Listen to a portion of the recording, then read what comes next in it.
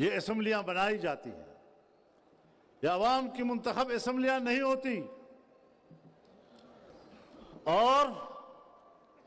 ہر assembly کے حوالے سے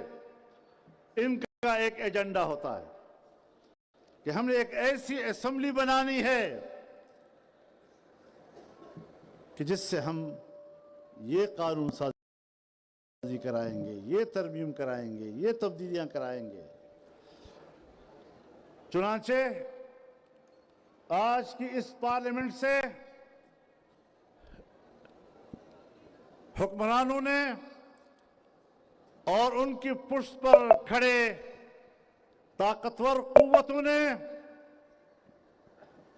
اس آئین کا حلیہ بگاڑنے کا سوچا، اور میرے دوستو یہ آج سے نہیں ہے،